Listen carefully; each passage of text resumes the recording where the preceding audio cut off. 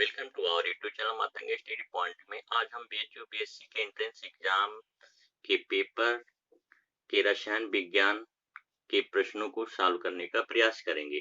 तो इसमें 51 जो 51 नंबर का जो क्वेश्चन दे रहा है, SN2 प्रतिक्रिया में कौन सा कथन सही है, तो हम कहेंगे इसमें पहला उदाहरण, दूसरा पुनर्व्यवस्था, तीसरा उल्टा, फोर्थ दे रहा है व्याकरण, तो हम कहेंगे तीसरा हमारा सही होगा उल्टा। फिर कहता है 52 में कह रहा है कि निम्नलिखित यौगिक की कार्बन कार्बन बॉन्ड की लंबाई का सही क्रम क्या है, तो इसमें हमारा फोर्थ ऑप्शन सही होगा, इथेन एथेन इथीन, इसमें फोर्थ विकल्प सही होगा। हमारा 53 कह रहा है कि कौन सा यौगिक अधिक स्थिर है, तो इसमें हमारा फोर्थ ऑप्शन सही होगा। चलिए हम 54 पे चलते हैं। 54 नंबर क्वेश्चन पे कहता है किन कारणों से अनिलीन अमोनिया से कम क्षारीय है, तो प्लस एम इफेक्ट के कारण।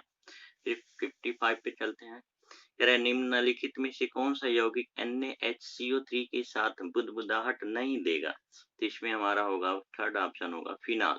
56 हम देख लेते हैं। 56 में जो स्ट्रक्चर दिया है इसमें से कह रहे कौन सा यौगिक इनांटियोमर्स है, तो हम कहेंगे थर्ड, यानी पहला और थर्ड, पहला और इसमें थर्ड वाला होगा, तो इसमें हमारा थर्ड ऑप्शन सही होगा। अब 57 को देखते हैं। 57 हमारा दे रहा है कि कार्बन का मध्यवर्ती उत्पाद किस अभिक्रिया में बनता है, तो रीमर TMN अभिक्रिया में, फोर्थ ऑप्शन सही होगा। फिर 58 हमारा कह रहा है कि दी गई अभिक्रिया के अनुसार निम्न में से कौन सा सही तंत्र है, तो ये हमारा फर्स्ट होगा न्यूक्लियोफिलिक जोड़।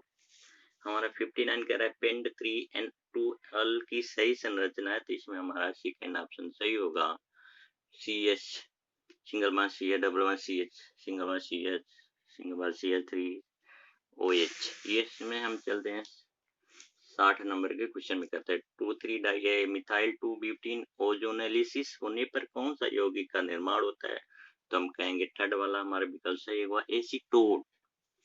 अब चलते हैं 61 61 नंबर क्वेश्चन पे कह रहा है ग्लूकोज और मैनोज के बीच संबंध है, तो हम कहेंगे एपीमर्स, फोर्थ ऑप्शन सही होगा। 62 जो होगा फिनोल को इस रूप में भी जाना जाता है, तो हम कहेंगे कार्बोलिक एसिड के रूप में जाना जाया जाता है। तो हम अब चलते हैं 63 नंबर क्वेश्चन पे हम चलते हैं। 63 पे हम चलते हैं, कह रहा है कि निम्नलिखित में कौन सा यौगिक प्रोपिल क्लोराइड के साथ बेंजीन के फ्राइडल क्राफ्ट एल्कीकरण द्वारा बनता है, तो इसमें हमारा थर्ड विकल्प सही होगा। 64 कह रहा है एल्डोपेंटोज में कितने ऑप्टिकल स्टीरियो आइसोमर्स त्रिविम समावयवी संभव है, तो हम कहेंगे फोर्थ, हमारा 10 इसमें सही होगा। अरे कौन सा यौगिक टोलन अभिकर्मों को अपचयित नहीं करेगा, तो इसमें हमारा थर्ड होगा सुक्रोज।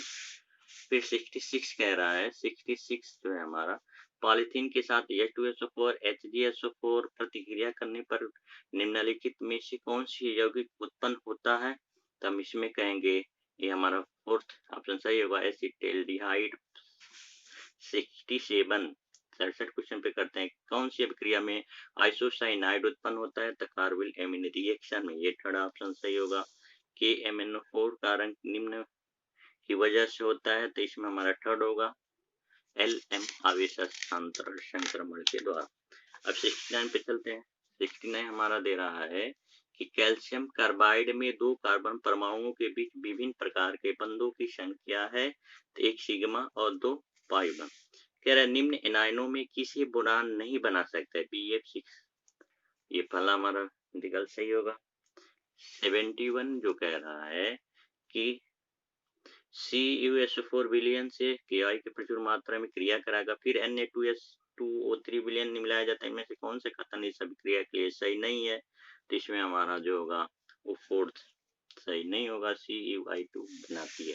72 हम देखते हैं। 72 कह रहा है ऐसा संकुल जिसका केंद्रीय धातु निम्नतम प्रभावी परमाणु संख्या EN प्रदर्शित करता है, इसमें हमारा थर्ड विकल्प सही होगा।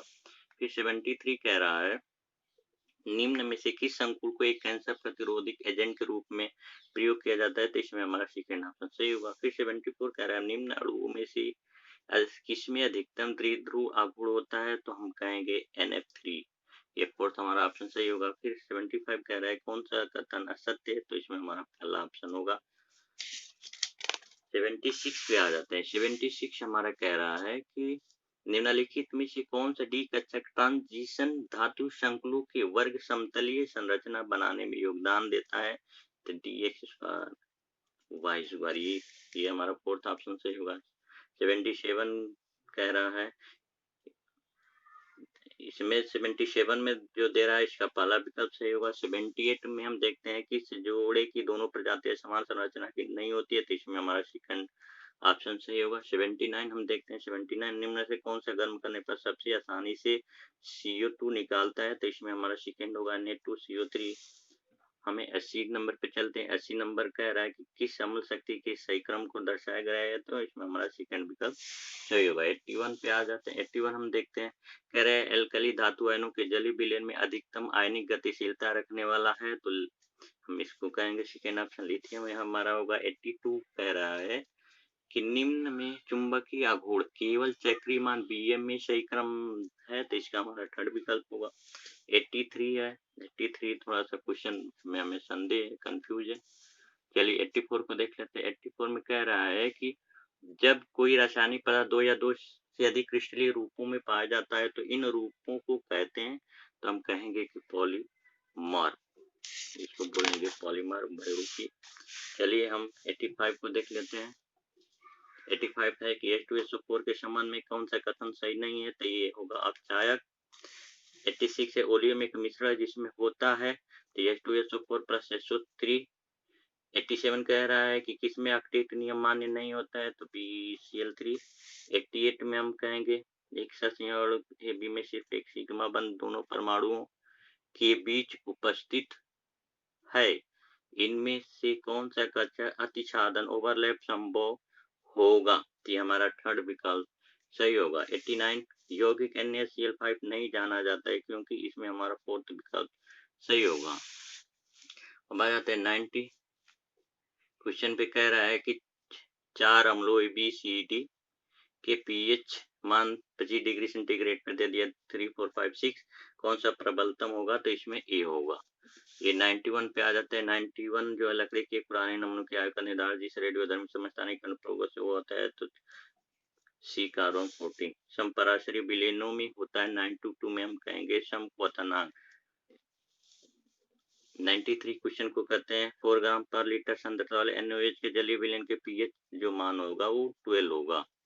प्रकृति में निम्न में कौन सी स्पीशीज अनुचुंबकीय है? तो हम कहेंगे B2। इसमें पहला हमारा विकल्प सही होगा। अब हम देखते हैं 95। 95 हमारा दे रहा है निम्न की दशा में एंट्रोपी घटती है, तो बहुलीकरण में 96 हमारा इसका जो आंसर होगा वो सेकंड ऑप्शन होगा। 97 का जो विकल्प होगा, 97 में जो विकल्प होगा वो फोर्थ विकल्प होगा। अब 98 में हम देख लेते हैं। 98 भी हमारा क्वेश्चन थोड़ा सा कंफ्यूज है, इसको बाद में हम चर्चा कर लेंगे इस पे। 99 का जो होगा किसी कोलाइडल विलयन में टिंडल प्रभाव का कारण है, तो प्रकाश का प्रकीर्णन। और 100 में हम देख लेते हैं 27 डिग्री सेंटीग्रेड पर आदर्श गैस के 5 मोल का उत्क्रमणीय रूप से 1 लीटर से 10 लीटर में प्रसारण होता है, इसमें एंट्रोपी परिवर्तन होगा, तो ये इसका हमारा विकल्प जो होगा वो थर्ड वाला होगा। तो उम्मीद करते हैं कि ये वीडियो आपको पसंद आई होगी। अगर वीडियो पसंद आई होगी तो आप इसको लाइक शेयर सब्सक्राइब कीजिएगा।